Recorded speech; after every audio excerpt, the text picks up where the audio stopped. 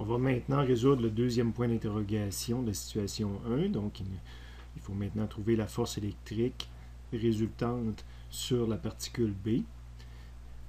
Évidemment, le même dessin est toujours bon. C'est ici que ça va changer parce qu'on va étudier qu'est-ce qu'il arrive sur la particule B. Le développement va être le même avec les ajustements nécessaires.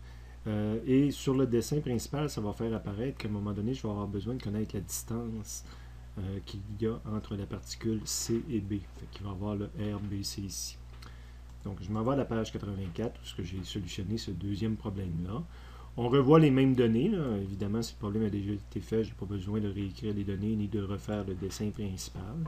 Mais comme mentionné, c'est le diagramme des forces sur la particule B qui va être modifié.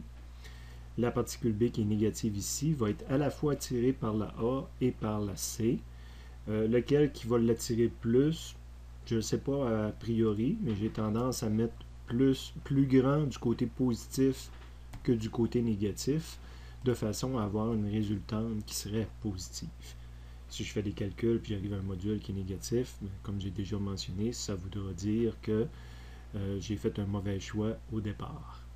Je vous rappelle qu'on fait sur la particule B, donc l'influence de la particule A sur B, l'influence de la particule C sur B. Le problème, je vais le faire de la même façon que tout à l'heure. Donc, le module de cette force-là, je vais être obligé de passer par dire je vais calculer sa composante selon x. Et le module, étant donné qu'on a un problème à une dimension, va être égal à la valeur absolue de cette composante selon x. Ça, je fais ça parce que je vous rappelle qu'on veut appliquer le principe de superposition et que le principe de superposition s'applique soit selon x, y ou z, ce qui est applicable dans un problème. Donc ici, c'est un problème selon x. Attention, c'est la formule telle qu'elle apparaît sur le formulaire. Je suis allé chercher ma loi de physique. Ma loi de physique, je l'avais exprimée pour une particule qui s'appelait A.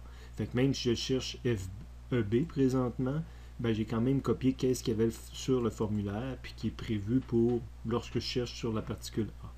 Mais après ça, je vais appliquer cette loi-là de physique à mon problème. Donc, ce que je cherche, c'est FEB selon x. FEB selon x, c'est les forces qui agissent sur cette particule-là.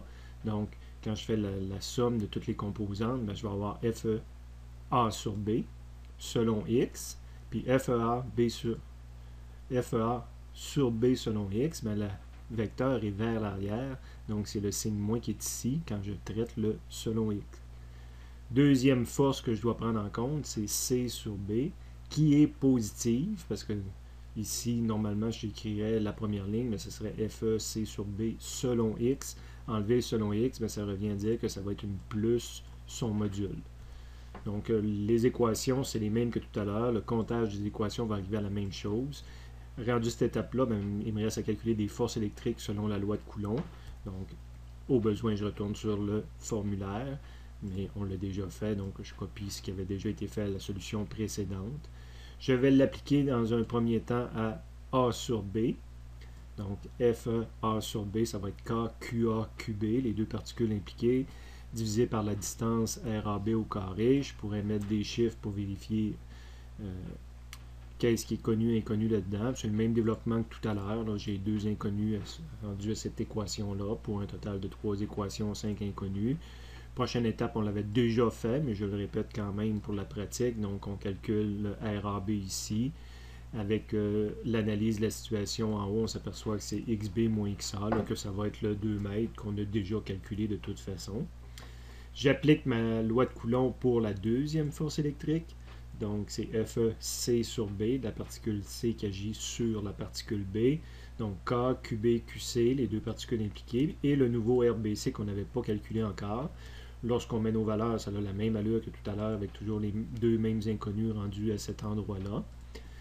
Et je dois avoir ma sixième équation, ça va être comment je calcule le RBC. Donc, je m'en vais sur la situation en haut. Le RBC, c'est la distance qu'on a ici. Par rapport à mon système de coordonnées, dans le fond, ça revient à dire que ça va être le 5 moins 2. Là. Si on l'a mis à l'échelle, j'avais 5 carreaux ici, 2 carreaux ici, c'est 3 carreaux. C'est le 5 moins 2 qui est ici, donc c'est le XC moins XB. Donc, ma stratégie par analyse de la situation me dit que RBC c'est XC moins XB, c'est 5 moins 2, donc automatiquement c'est 3. Comme tout à l'heure, j'ai mis 6 équations à 6 inconnues que je peux saisir dans une calculatrice et obtenir directement la réponse.